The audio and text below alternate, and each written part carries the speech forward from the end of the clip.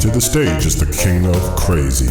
Let's put our hands together and welcome the king of crazy, Keon Hayes, and hanging with the Hazes. What's up, fam? Yeah! Show you right. That's right. Give it up for my main man. Now let's get into this. Thank you so much for tuning in. I'm going to get right down to the bottom of it. Somebody asked me a long time ago, do black campers camp different than white campers? Yep. Sure do.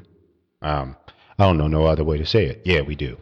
So to explain this a little bit, we're going to dive back into the history of black camping, how it really started for us and where it evolved and where we are now, especially dealing with Generation X and the millennials. And you'll hear me talk about Generation X and millennials a lot in my podcast because that's my generation.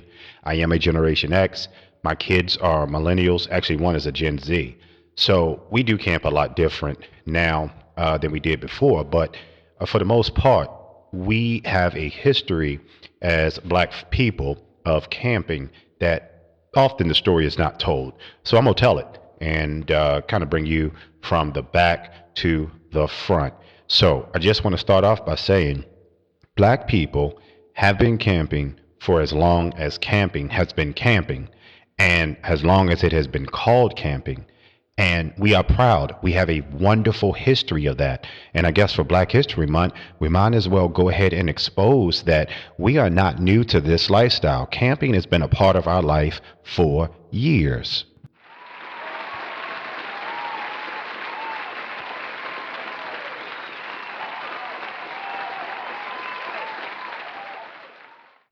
Now, those of us who are descendants of Native American ancestry have been camping long before the white Europeans showed up in America. Now, the history of black camping in the United States, in all honesty, is marked by discrimination. Now, I'm going to tell the truth.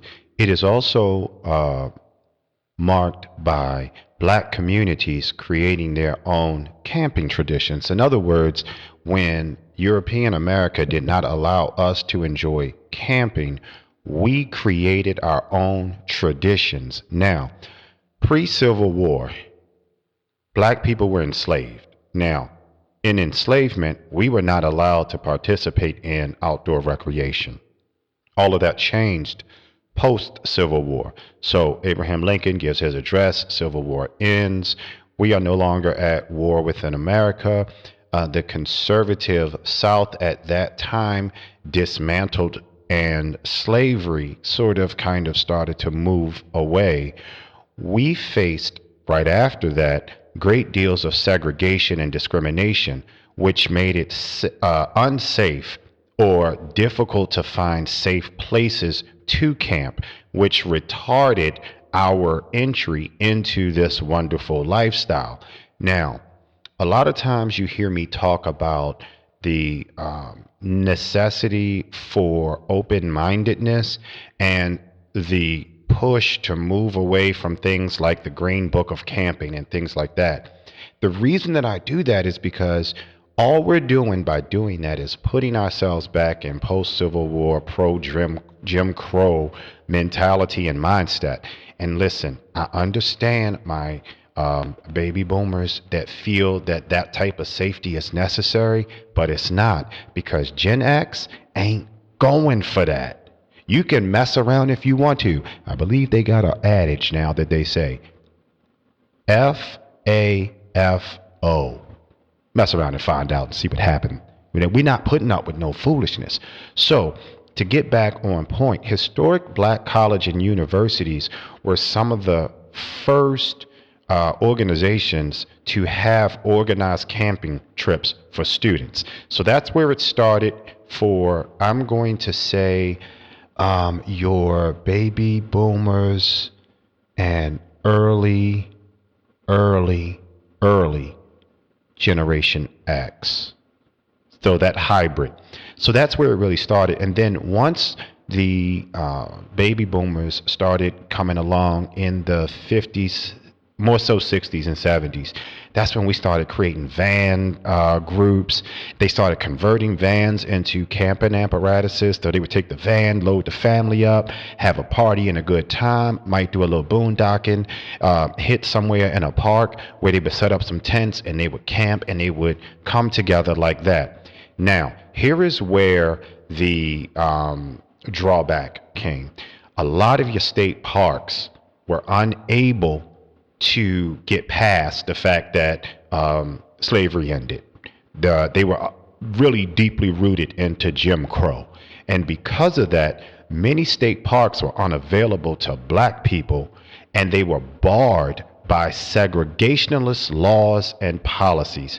So the state, in a lot of cases, and even county ordinances on down to city ordinances, were segregated. We couldn't go hang out with white suburbia in the state park.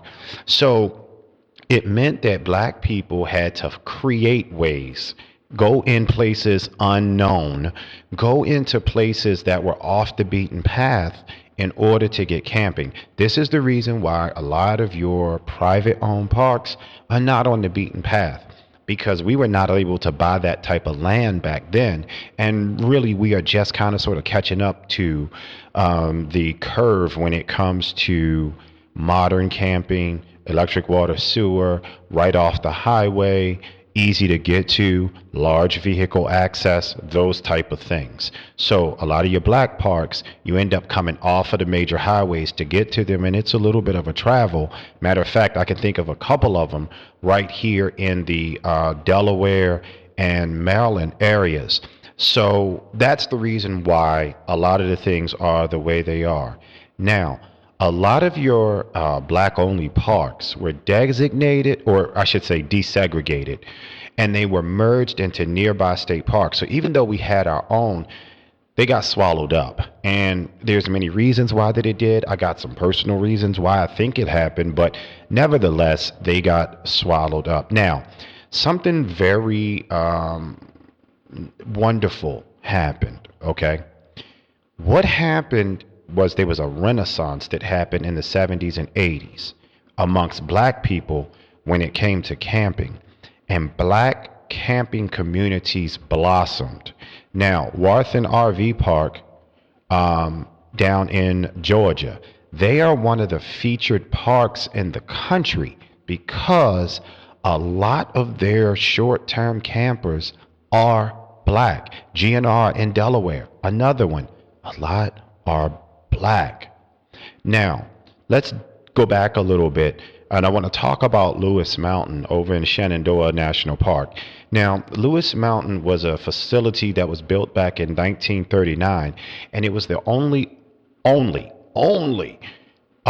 purpose-built segregated camping area in the Southern National Park chain. And the Lewis Mountain area in the Shenandoahs became a huge refuge for camping when you start talking about black families. Now, Camp Aldersgate down in Arkansas was one of the first, matter of fact, no, it wasn't one, it was the first integrated summer camp in the United States whose goals were to promote interracial harmony and Christian fellowship amongst white Christians and black Christians. So no matter what people say, we have a large historical presence of black camping, black traditions in the United States of America. Do not let anybody tell you that you do not belong in this lifestyle, because if it wasn't for black American campers, a lot of things that happen in our parks now would not be the case.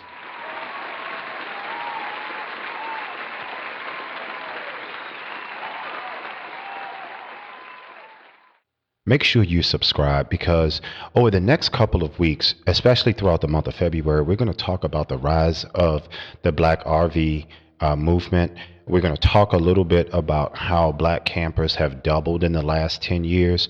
I'm going to talk about our influence on camping and what our camping style has done to the camping community as a whole. We also want to get into how places have adapted to our lifestyle of camping and what that means for you. This is Crazy Keon. Thank you so much for checking me out, and I'm going to go ahead and throw it over to my man Funky Skunk. We out of here. Be sure to join us on Apple Podcasts, Spotify, Amazon Music, and you can always catch us on Facebook and YouTube. Hanging with the Hazes.